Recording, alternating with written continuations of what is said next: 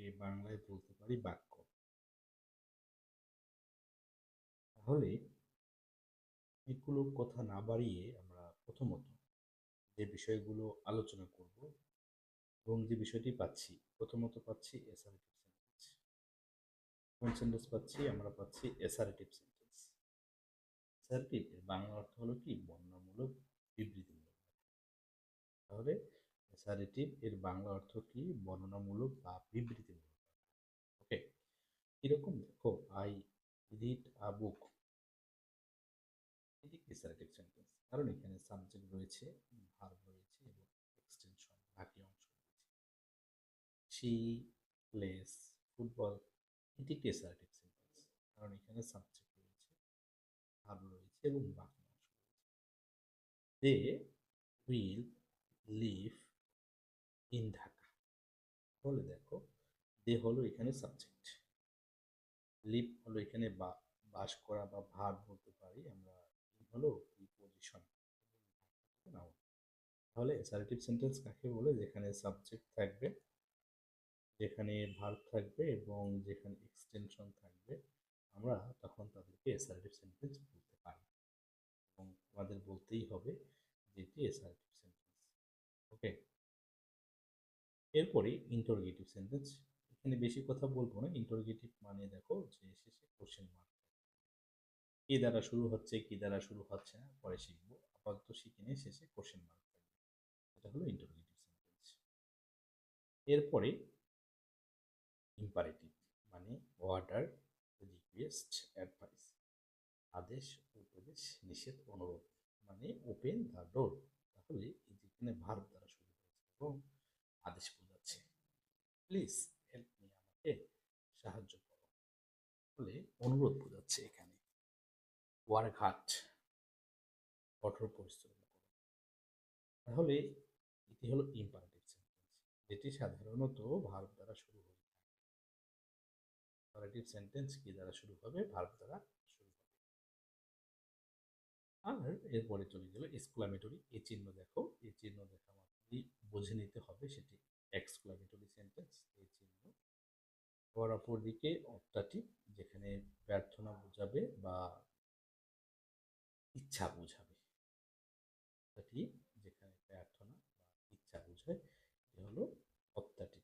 তাহলে সেন্টেন্স সম্পর্কে যে সকল বিষয়গুলো ধারণা থাকতে হবে, বাক্য সেন্টেন্স সম্পর্কে আপনাদের বিস্তারিত ব্যাখ্যা সত্যি সহায়ক, মানে যেগুলো জানতেই হবে। বলছে সাবজেক্ট ভার্ব থাকতে হবে সেন্টেন্সের মধ্যে, একাধিক শব্দ মিলে বাক্য তৈরি হয়ে থাকে, ওয়ার্ড ওয়ার্ড ওয়ার্ড মিলে বাক্য, একাধিক ওয়ার্ড মিলে সেন্টেন্স তৈরি হচ্ছে আমাদের কথা পরিপূর্ণভাবে বলার মাধ্যম। তাহলে সেন্টেন্সটা হচ্ছে কথা পরিপূর্ণভাবে বলার মাধ্যম, মনের ভাব পরিপূর্ণভাবে প্রকাশ করা যায় এবং অনেকগুলো ওয়ার্ডসের সমাহার বা সমষ্টি, যেখানে সাবজেক্ট ভার্ব এক্সটেনশন থাকবে। ইম্পারেটিভ সেন্টেন্সের সাবজেক্ট থাকে না, লোকায়িত থাকে। আবার মেইন ভার্ব এবং ফাইনাইট ভার্ব থাকতে হবে, এটা বাধ্যতামূলক এবং অবশ্যই অবশ্যই বাধ্যতামূলক। সাবজেক্ট থাকতেও পারে, না থাকতে পারে, কিন্তু ফাইনাইট ভার্ব থাকতে হবে। পরিপূর্ণ অর্থ প্রকাশ করতে হলে এমন শব্দ বা শব্দ সমষ্টিকে বাক্য বলা হয়। তাহলে এই যে বিষয়টি রয়েছে, একটু সুন্দর করে বুঝে নিতে হবে বাক্য কাকে বলা হয় আসলে। দেখেন, আমরা প্রিভিয়াস ইয়ারের কোশ্চেন বাছাই করছি, অনেকগুলো কোশ্চেন আমরা আলোচনা করব। সেন্টেন্স মানে বাক্য, a group of words that make complete sense is called a sentence, মানে পরিপূর্ণ অর্থ প্রকাশ করে এমন শব্দ সমষ্টিকে সেন্টেন্স বা বাক্য বলা হয়ে থাকে। ওকে, আচ্ছা, a sentence is a group of words. আচ্ছা, ভাবলাম group of words, collection of words, group of words that makes complete sense, মানে অর্থ প্রকাশ করে এবং পরিপূর্ণভাবে অর্থ প্রকাশ পাবে। তাই সি নাম্বার অ্যান্সারটি এখানে সঠিক। তাহলে সেন্টেন্স সম্পর্কে এই কোশ্চেনটি এসেছিল কোথায়? দেখো, স্বরাষ্ট্র মন্ত্রণালয়ের প্রশাসনিক কর্মকর্তা 6 সেশনে এই কোশ্চেনটি এসেছিল। তাহলে a sentence is a group of words that makes complete sense. তাহলে এই যে কোশ্চেনটা খুবই গুরুত্বপূর্ণ, সেন্টেন্স কাকে বলা হয় আসলে। ওকে, দেন আরেকটি কোশ্চেন, সেটি হলো যে এ sentence is a group of words dash expose to complete dash, তাহলে আমরা বলতে পারি এখানে কি একটা প্যারাগ্রাফের মতো কি থাকবে, একটা প্যারাগ্রাফ। থট মানে চিন্তা, প্রেডিকেট থাকতে পারে না থাকতে পারে, তাহলে আমরা বুঝে নিচ্ছি এ sentence is a group of words that express complete, যেটা হচ্ছে দিয়ে থাকে প্যারাগ্রাফের মতো পরিপূর্ণভাবে অর্থ দিয়ে থাকে। সেন্টেন্স সম্পর্কে একটু বেসিক ধারণা ওভার করে নিলাম। দেন আচ্ছা, সেন্টেন্সের মধ্যে গ্রুপ অফ ওয়ার্ডস থাকতেই পারে, সাবজেক্ট এবং প্রেডিকেট। আচ্ছা দেখেন, এখন সাবজেক্ট পড়বো। সাবজেক্টটা কি আসলে? সাবজেক্ট বলতে সেন্টেন্সে যার সম্পর্কে কিছু বলা হয়, যার উপর নির্ভর করে ভার্বের বিভিন্ন রূপের আগমন ঘটে, তখন তাকে সাবজেক্ট বলে। যে ব্যক্তি বা বস্তু বা চিন্তা ধারণার উপর নির্ভর করে বিভিন্ন ভার্বের রূপের আগমন ঘটে বা বহির্গমন ঘটে, তাকে সাবজেক্ট বলা হয়। ওকে, সেন্টেন্সের মধ্যে সাবজেক্ট থাকাটা খুবই গুরুত্বপূর্ণ একটা পার্ট। সাবজেক্ট হতে পারে noun, pronoun, noun fresh, noun clause, gerund মানে ভার্বের বেস ফর্ম প্লাস আইএনজি যখন সেটি নাউনের মতো কাজ করবে। ভার্বের বেস ফর্ম প্লাস আইএনজি নাউনের মতো কাজ করবে। আবার ইনফিনিটিভ টু প্লাস ভার্বের বেস ফর্ম, যেমন এটা উদ্দেশ্য বোঝায়, টু গো, টু কাম, এগুলো দ্বারা উদ্দেশ্য বোঝায় এবং এরা সেন্টেন্সে সাবজেক্ট হিসেবে ব্যবহৃত হতে পারে। আমরা পরিপূর্ণভাবে কয়েকটি উদাহরণের মাধ্যমে এর ধারণা নিতে পারি। বলছে Hena goes to college by bus. এখানে হেনা হলো subject, noun as a subject. We, এটি হলো প্রোনাউন অ্যাজ এ সাবজেক্ট। দেখো, উই ফিনিশড দ্য টাস্ক, তাহলে ফিনিশড হলো ভার্ব এবং উই হলো এখানে subject. The old man is vertical, তাহলে দ্য ওল্ড ম্যান এটি হলো সাবজেক্ট, ইজ হলো verb. What he said yesterday was not correct, noun clause as subject. মানে নাউন ক্লোজ সেন্টেন্সের সাবজেক্ট হিসেবে ব্যবহৃত হতে পারে। সুন্দর করে ব্যাখ্যাগুলো বুঝে নিতে হবে। এরপরে দেখো, ভার্ব প্লাস আইএনজি জেরান্ড, যেটি সাবজেক্ট হিসেবে ব্যবহৃত হয় সেন্টেন্সের। আবার টু সিম, নন ফাইনাইট ভার্ব, যেটি সাবজেক্ট হিসেবে ব্যবহৃত হয় সেন্টেন্সের। ওকে, তাহলে আমরা সাবজেক্ট হিসেবে বুঝে নিলাম সেন্টেন্সের মধ্যে এই সাবজেক্ট থাকে এবং সাবজেক্টটা কি কি হতে পারে, নাউন হতে পারে, প্রোনাউন হতে পারে, নাউন ফ্রেশ হতে পারে, এরপরে বলা হচ্ছে নাউন ক্লোজ হতে পারে, জেরান্ড হতে পারে সাবজেক্ট, আবার অপরদিকে ইনফিনিটিভ হতে পারে সাবজেক্ট। ওকে, ঠিক নাউন হিসেবে যে এলিমেন্টগুলো বসে, ঠিক একই এলিমেন্টগুলো অবজেক্ট হিসেবে, সাবজেক্ট হিসেবে যে এলিমেন্টগুলো বসে, একই এলিমেন্টগুলো অবজেক্ট হিসেবে ব্যবহৃত হয়। তাহলে দেখো, দুটি এক্সাম্পল রয়েছে। বলছে এ সাবজেক্ট মিনস, তাহলে সাবজেক্ট কি অর্থ প্রকাশ করে? That agent of sentence, agent মানে হচ্ছে প্রতিনিধি হিসেবে কাজ করে কিসের? সেন্টেন্সের। মডিফাইড দ্য সেন্টেন্স, এটা তো অ্যাডভার্বের কাজ। প্রিডিকেটিং অফ দ্য অ্যাডজেটিভ, তাহলে অ্যাডজেটিভ তো হবে না, মানে পুরো সেন্টেন্সকে বিশেষায়িত করে সাবজেক্ট। আবার দেখো, এখানে সাবজেক্ট সম্পর্কে বলা হচ্ছে দ্য সিনট্যাক্স দ্য সেন্টেন্স, সেটা না। তাহলে আমরা বুঝে নিলাম যে সেন্টেন্সের এজেন্ট হিসেবে কাজ করে সাবজেক্ট। প্রেডিকেট কি হিসেবে কাজ করবে? প্রেডিকেট বলছে ডোনেটস দ্য স্টেটমেন্ট, বিবৃতি প্রকাশ পাবে। হেল্পস দ্য সাবজেক্ট, সাবজেক্টকে হেল্প করে। আর ডিসক্রাইব দ্য সাবজেক্ট, সাবজেক্টকে বর্ণনা করে, সেটা তো হবে না, এটাও হবে না। তাহলে আমরা বলতে পারি টেলস অ্যাবাউট দ্য সাবজেক্ট। তাহলে প্রেডিকেট কি? প্রেডিকেট হলো tells about the subject. Predicate tells about the subject. তাহলে এখন প্রেডিকেট হলো tells about the subject. Okay, the predicate of sentence ইছে, প্রেডিকেটটা আসলে হতে পারে what is said about subject. Predicate কার সম্পর্কে বলে? অ্যাডভার্ব সম্পর্কে তো বলতেই পারে, মানে একাধারেই বলতে পারে, যে কোনো পার্টস অফ স্পিচ সম্পর্কে বলতে পারে। A person about whom something said, আচ্ছা, একজন ব্যক্তির সম্পর্কে শুধু বলতে পারে না, আবার which determines the subject, which determines the subject, সাবজেক্টকে শুধু বিশেষায়িত করতে পারে না, এখানে কাজ হচ্ছে what is said about subject, কি সম্পর্কে বলবে? সাবজেক্ট সম্পর্কে। হোয়েন উই রাইট সেন্টেন্স, যখন আমরা সেন্টেন্স লিখি তখন কি বলা হচ্ছে? Subject comes first. বলছে the object come first, object interrogative সেন্টেন্সের ক্ষেত্রে অবজেক্টটা সামনে আসতে পারে, কিন্তু বাকি সেন্টেন্সগুলোর ক্ষেত্রে সাবজেক্টটা প্রথমত আসে। দ্য প্রেডিকেট কামস ফার্স্ট কখনোই হবে না, দ্য পারসন কামস ফার্স্ট। পার্সনগুলো হলো সাধারণত সাবজেক্ট। হ্যাঁ, এই সাবজেক্টকে বিশেষ করে প্রথমত নিয়ে আসতে হবে।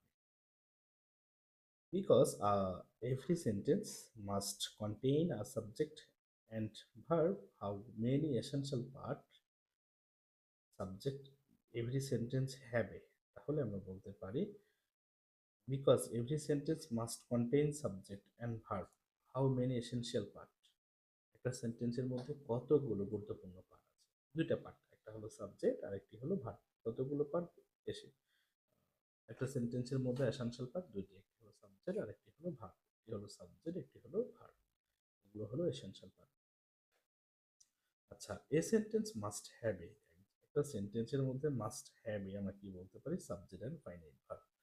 এটা হচ্ছে গ্রুপ অফ ওয়ার্ডস থাকতেই পারে, স্টেটমেন্ট বিবৃতি প্রকাশ করতেই পারে, ডেসক্রিপশন মানে বর্ণনা প্রকাশ করতেই পারে। কি বলা হচ্ছে, সেন্টেন্সের দুটি অংশ হচ্ছে একটি সাবজেক্ট এবং একটি হলো প্রেডিকেট। প্রেডিকেট এর অবশ্যই একটি ফাইনাইট ভার্ব থাকবে, তাই বলা হয় a sentence must have a subject and finite verb. একটা সেন্টেন্সের মধ্যে মাস্ট হ্যাভ অবশ্যই থাকতে হবে, কি কি থাকতে হবে, সাবজেক্ট এবং ফাইনাইট ভার্ব থাকতে হবে sentence.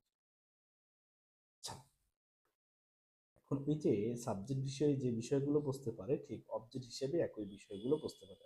Noun, pronoun, noun fresh, noun clause, gerund এবং ইনফিনিটিভ। ঠিক সেম ভাবে আমরা কয়েকটি এক্সাম্পলের মাধ্যমে এই বিষয়গুলো একটু আলোচনা করে নিই। যেমন সাথী কলড, এটি হলো ভার্ব, এবং সাকিব তাকে ডাকছে, সাকিব কি বলছে। উই ফোন, ফোন দিয়েছিলাম, দেম এই যে অবজেক্ট, প্রোনাউন হিসেবে অবজেক্ট ব্যবহৃত হয়েছে। Mishti helped the old man, help হলো ভার্ব আর দ্য ওল্ড ম্যান হলো অবজেক্ট, মানে noun phrase as object, noun phrase সেন্টেন্সের অবজেক্ট হিসেবে ব্যবহৃত হয়। I know what he said yesterday, দেখো হোয়াট হি সেইড ইস্টারডে এটি হলো নাউন ক্লোজ অ্যাজ সাবজেক্ট, কিন্তু এখানে অবজেক্টের পজিশনে বসেছে, তাই সেটি অবজেক্ট। আই লাভ সুইমিং, তাহলে gerund as a object, I love swimming gerund as a object, gerund object হিসেবে ব্যবহৃত হয়েছে। কাজল ওয়ান্টেড টু সিং মানে গান গাওয়া, ইনফিনিটিভ ফ্রেশ অবজেক্ট হিসেবে ব্যবহৃত হয়েছে। ওকে, তাহলে সাবজেক্ট হিসেবে যে বিষয়গুলো বসে অবজেক্ট হিসেবে ঠিক একই বিষয়গুলো বসে, এটি সাবজেক্টের কাজ করে আর এটি হলো অবজেক্টের কাজ করে। তাহলে আমরা যদি সেন্টেন্সগুলো পড়ি, দেখো বলছে লিলিমা ইজ মাই সিস্টার, তাহলে লিলিমা ইজ মাই সিস্টার, এখান থেকে কি বোঝানো যাচ্ছে যে নীলিমা এটি হলো সাবজেক্ট, ইজ মাই সিস্টার বাকি অংশ বা এক্সটেনশন বলতে পারে, আর ইজ হলো ফাইনাইট ভার্ব। তাহলে সেন্টেন্সের মধ্যে সাবজেক্ট রয়েছে, ফাইনাইট ভার্ব আছে। Brother is my Shabab, brother subject, is হলো ভার্ব। হি সাবজেক্ট, ইজ হলো ভার্ব। হি সাবজেক্ট, ইজ হলো verb. A student good, a student good he, তাহলে he is a good student. দেখছো বিষয়টা, এটা একটু ঘোরায় পেঁচায় দিয়েছে, তবুও সেটি একটি সেন্টেন্স যেখানে সাবজেক্ট থাকবে, কিন্তু এখানে পরিপূর্ণভাবে অর্থ প্রকাশ পাচ্ছে না, তাই সেটি সেন্টেন্স নয়। এখানে অর্থগুলো পরিপূর্ণভাবে প্রকাশ পাবে না, সেখানে সেটা আমরা সেন্টেন্স বলতে পারি না। এরপরে ফ্রেশ এবং ক্লোজ সম্পর্কে ধারণা নেই। এটা হচ্ছে ফ্রেশটা কি আসলে, ফ্রেশটা হলো যে বাক্যের একটি অংশ, বাক্যের কতটি অংশ, ফ্রেশ হলো বাক্যের একটি অংশ, যেখানে একটি অংশ যা পরিপূর্ণ অর্থ প্রকাশ করে না, কিন্তু বাক্যের মধ্যে একটি নির্দিষ্ট কাজ বা ভূমিকা পালন করে থাকে। ক্লোজ বাক্যের একটি গুরুত্বপূর্ণ অংশ যা নিজেই ছোট বাক্য বা সেন্টেন্স হতে পারে। যখন বলা হচ্ছে হোয়েন হি অ্যারাইভড, তাহলে হি অ্যারাইভড এটি একটি ক্লোজ, এবং শি ওয়াজ রিডিং এটিও একটি ক্লোজ, এটি হলো প্রিন্সিপাল। আবার দেখো হোয়েন থেকে শুরু করে অ্যারাইভ পর্যন্ত, হোয়েন থেকে শুরু করে অ্যারাইভ পর্যন্ত এটি হলো সাবঅর্ডিনেট ক্লোজ, এটি হলো সাবঅর্ডিনেট ক্লোজ, সাবঅর্ডিনেট ক্লোজ। ওকে,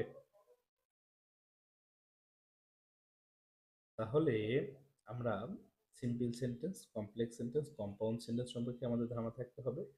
আবার অপরদিকে মডার্ন গ্রামারে সেন্টেন্সকে চার ভাগে ভাগ করা হয়েছে: declarative, declarative sentence, imperative sentence, interrogative sentence এবং এক্সক্লামেটরি সেন্টেন্স। 5 নম্বর যেটি থাকলো সেটা হলো অপটেটিভ সেন্টেন্স। মডার্ন গ্রামারে অপটাটিভকে অ্যাসার্টিভ বা ডিক্লারেটিভের অন্তর্ভুক্ত করা হয়েছে। কিন্তু যেহেতু আমরা ট্রেডিশনাল গ্রামার অনুসারে চলছি বা পড়বো, সেহেতু হচ্ছে সেন্টেন্স পাঁচ প্রকার: assertive, interrogative, imperative, optative, exclamatory. Sentence হলো পাঁচ প্রকার। ওকে। আর ডিক্লারেটিভ কাকে বলা হয়? যেমন অ্যাসার্টিভ সেন্টেন্স, যেখানে সাবজেক্ট থাকবে। ব্যাখ্যাটা কি দেখো, যেখানে সাবজেক্ট থাকবে, ভার্ব থাকবে, যেখানে সাবজেক্ট থাকবে, ভার্ব থাকবে এবং অবজেক্ট বা কমপ্লিমেন্ট থাকে বা এক্সটেনশন থাকে, তখন তাকে আমরা অ্যাসার্টিভ বা ডিক্লারেটিভ সেন্টেন্স বলে থাকি। অ্যাসার্টিভ বা ডিক্লারেটিভ সেন্টেন্স বলে থাকি। এরপরে তাহলে যেখানে সাবজেক্ট থাকবে, ভার্ব থাকবে, তখন তাকে আমরা অ্যাসার্টিভ বা ডিক্লারেটিভ সেন্টেন্স বলতে পারি। এরপরে ইন্টারোগেটিভ সেন্টেন্স কাকে বলা হয়? দেখো, ইন্টারোগেটিভ মানে কি বোঝাচ্ছে এটা বুঝতে হবে। ইন্টারোগেটিভ মানে প্রশ্নবোধক শেষে এই চিহ্ন থাকবে, এই চিহ্ন, তাহলে ইন্টারোগেটিভ। এই চিহ্ন ইন্টারোগেটিভ, এই চিহ্ন ইন্টারোগেটিভ, এই চিহ্ন ইন্টারোগেটিভ। তাহলে ইন্টারোগেটিভের যে পার্টগুলো আছে সুন্দর করে করতে হবে। যেমন এগুলোকে আমরা বি ভার্ব আছে, মডাল ভার্ব রয়েছে, দেখো বি ভার্ব, এরপরে মডাল ভার্ব, এরপরে হ্যাভ ভার্ব, এবং শেষে এইভাবে প্রশ্ন করা বোঝালে সেটি ইন্টারোগেটিভ সেন্টেন্স হয়ে থাকে।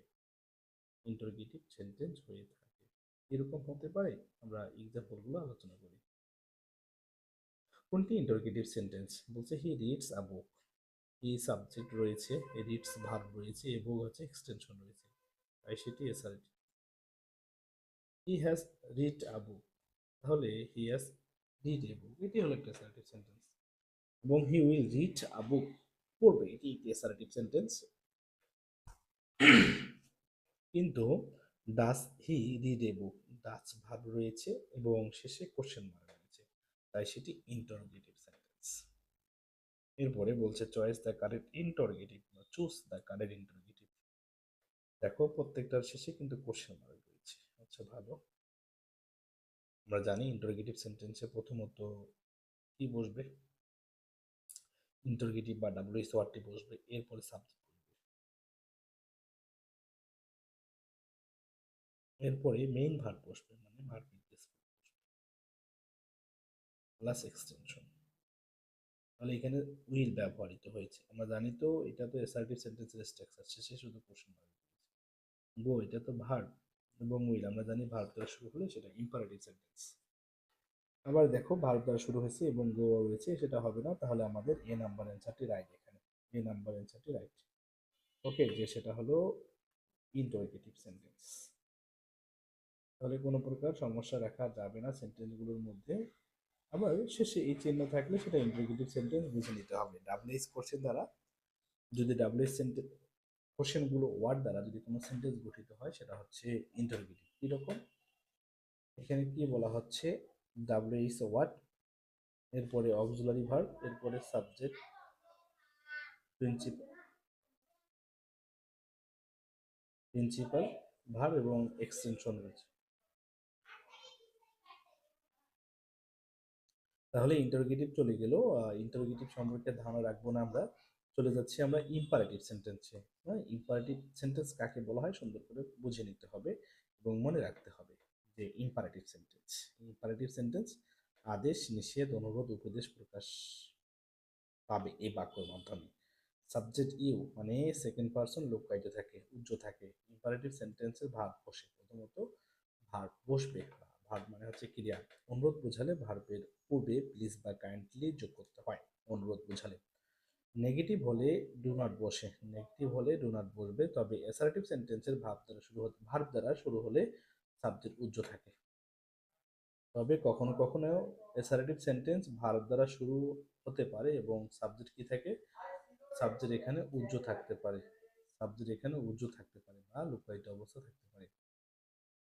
যেমন থ্যাংক ইউ, হ্যাঁ, এটি একটি অ্যাসার্টিভ সেন্টেন্স, কারণ সাবজেক্ট ইউ লুকায়িত আছে। যেমন আই বা উই লুকায়িত, যেমন I thank you, I hope you, you are well, will, এই যে এই বিষয়গুলো। তাহলে আমাদের ইম্পারেটিভ সেন্টেন্সের এখন এক্সাম্পলগুলো করি। বলছে কোনটি ইম্পারেটিভ সেন্টেন্স।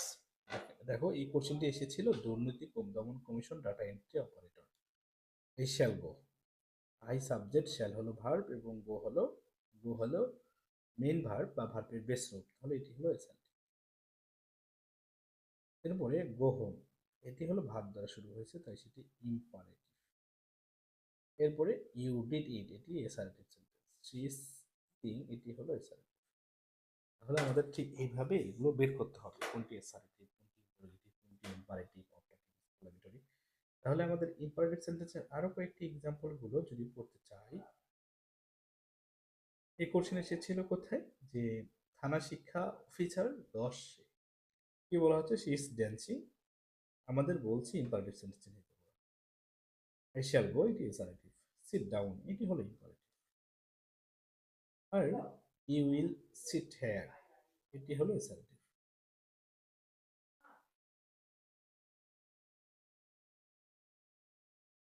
তাহলে ইম্পারেটিভ আমাদের শেষ।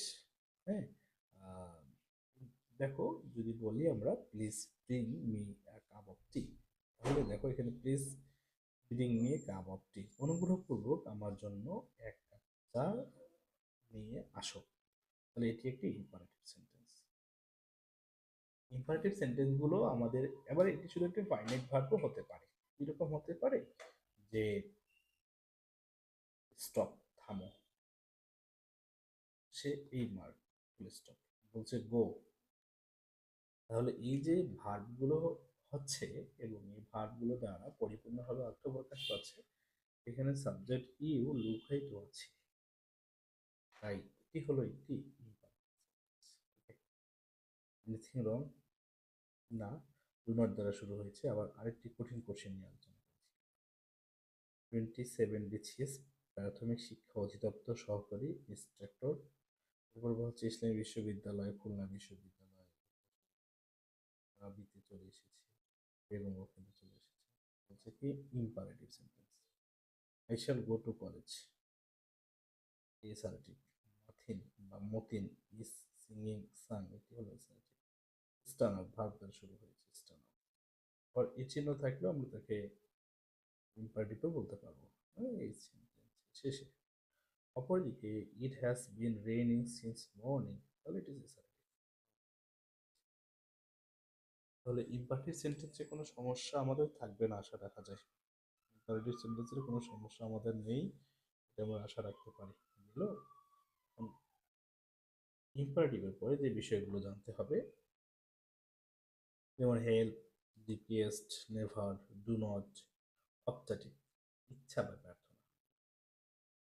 অপটেটিভের ক্ষেত্রে দেখো বলছে মেয়ে দ্বারা শুরু হতে পারে, এরপরে অ্যাসার্টিভ মুড, কিন্তু দ্বারা মেয়ে দ্বারা। যে মে ইউ লিভ লং, দেখো তো ইউ লিভ লং, তাহলে এটি অ্যাসার্টিভ, কিন্তু কি সামনে কি রয়েছে মেয়ে, তাই আমরা তাকে অপটেটিভ। যেমন বলছে মে হি নট সাফার, সে কষ্ট না পাক, তাহলে আমরা এখানে বলতে পারি সেটি একটি অপটেটিভ সেন্টেন্স। সেটি অ্যাসারেটিভ নয়, ইন্টারোগেটিভ নয়, ইম্পারেটিভ নয়, একটি অপটেটিভ সেন্টেন্স। ইচ্ছা বা প্রার্থনা প্রকাশ পাবে ওই সেন্টেন্সের মাধ্যমে। কি বলা হচ্ছে, যে যদি পড়ো এখানে বলা হচ্ছে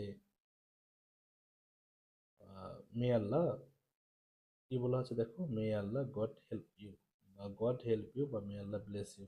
তাহলে দেখো যে বিষয়টি তোমাদেরকে সুন্দর করে পড়তে হবে সেটা হচ্ছে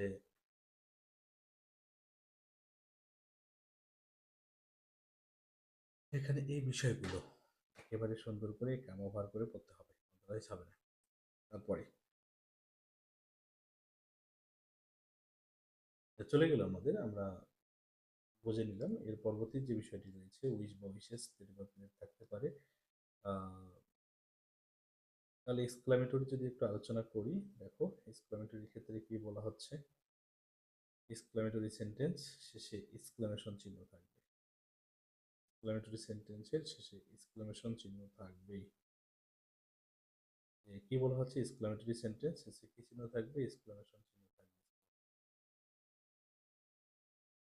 এরকম যে দেখো তো এখানে এক্সক্লামেশন চিহ্ন আছে কি না, শেষে এখানে এক্সক্লামেশন চিহ্ন রয়েছে, তাই সেটি এক্সক্লামেটরি সেন্টেন্স। এই যে এক্সক্লামেশন